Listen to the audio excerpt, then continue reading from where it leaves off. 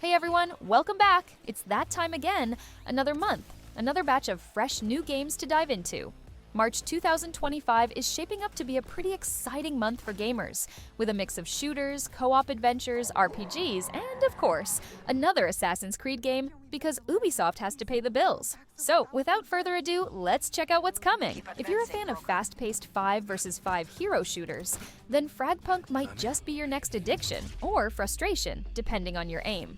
This game brings a vibrant, poppy art style and a unique card-based power-up system that can drastically change how each match plays out. Want exploding bullets? Done. Bigger enemy heads for easier shots? You got it. Swapping health with your enemies like some kind of FPS vampire? Yep, that's an option too.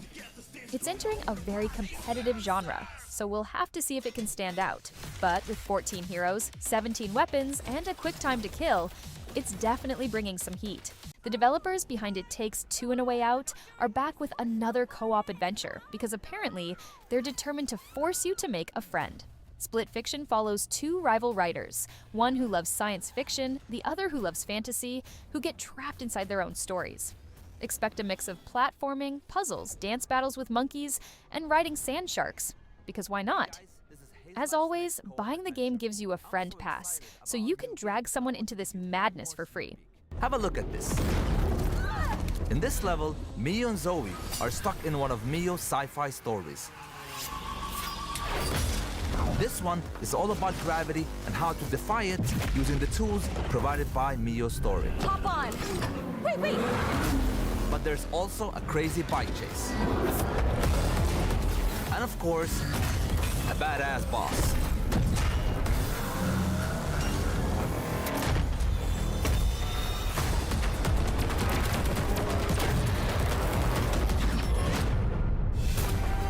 Okay, here's another one. Now they're in one of Zoe's fancy stories. I'm a fairy!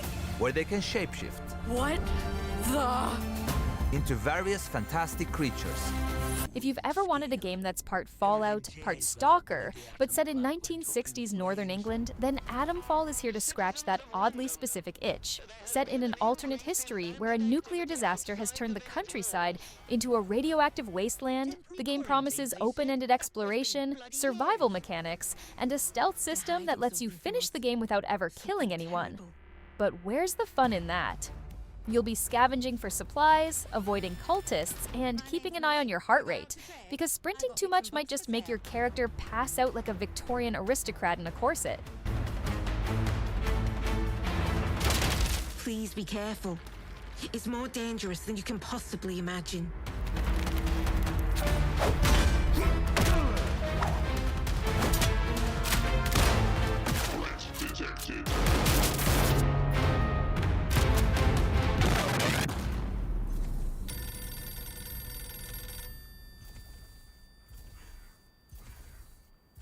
Another month, another Souls-like game ready to make you suffer.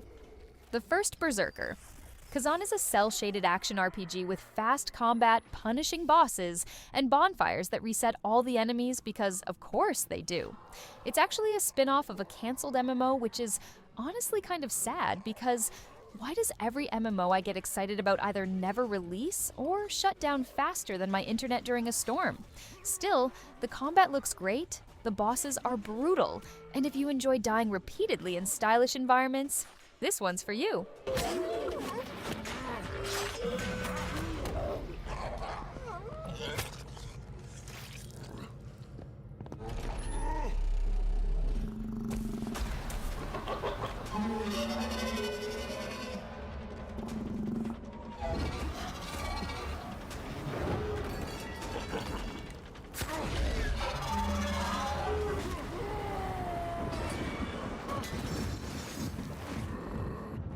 The 2 Point team is back, and this time, you're managing a museum instead of a hospital or a university. You'll be curating exhibits, entertaining guests, and trying to stop kids from touching things they shouldn't. There are 5 themed museums, from prehistoric to supernatural, and over 100 unique points of interest to mess around with. If you love tycoon-style games with a dose of British humor, this will probably be your cup of tea, which will also be on display in the British History Wing. And to the north, the Supernatural Museum. Once a quaint and cozy holiday destination, this Museum of Curiosities hosts exhibits that take on a life of their own. Business empire. For example, you'll begin your curation career in the city, focusing on prehistory. Complete the objectives in the city, sending your prehistory experts on expeditions to the Bone Belt, and you can then venture further and unlock more museums like marine life. Imagine if a tea shop simulator and an existential crisis had a baby. That's Wanderstop. You play as a retired fighter running a tea shop, serving customers while contemplating your past, your future, and probably why you didn't just retire on a beach somewhere. This cozy, narrative-driven game is from the creator of the Stanley Parable, so expect quirky humor, deep storytelling, and possibly an existential meltdown by hour 2. Tasks are all that hard, they just take patience. And I'm not really the patient type. But I'm surviving. Of course, I have to actually serve the tea to our customers.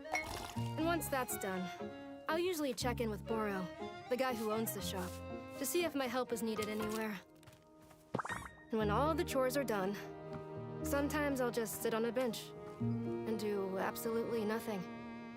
It's not fighting, but it's peaceful. And what's weird is that I actually feel good.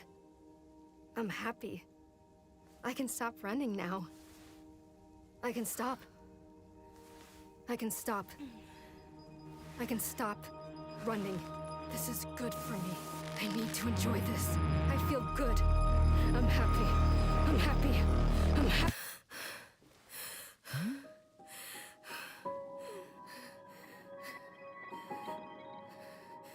We finally get Assassin's Creed in feudal Japan, which people have been asking for since forever. Ubisoft is desperately hoping this game will save them, so let's see if it delivers, or if we're in for another Ubisoft open world experience full of towers to climb and 100 identical side quests. Also, heads up, physical copies have already leaked, so if you want to avoid spoilers, stay off the internet, or at least block Assassin's Creed on every social platform you use.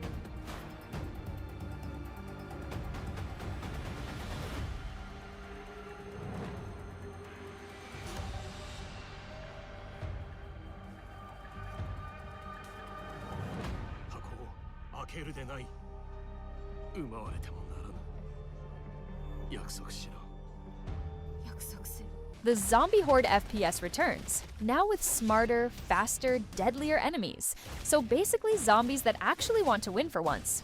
The usual wave-based co-op gameplay is back, with plenty of guns, gore, and teamwork, or complete chaos, depending on your squad. If you love mindless zombie destruction, this is going to be a fun time.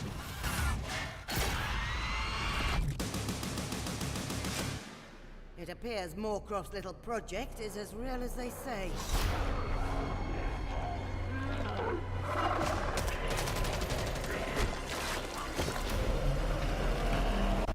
This game's concept is so ridiculous, it might just be genius. You're a modern soldier sent back to medieval England, armed with modern guns and vehicles, fighting against thousands of knights and archers. You can also command armies, switch between third-person shooting and top-down strategy mode, and storm castles with a tank. Honestly, this is the kind of chaos I love. It's set for Q1 2025, so hopefully we'll see it this month or next. That's March 2025's gaming lineup. Whether you're into hero shooters, co-op adventures, open world survival, or tactical zombie slaying, there's something for everyone this month. Which of these are you most excited for? Or are you just waiting for Elden Ring 2 like the rest of us?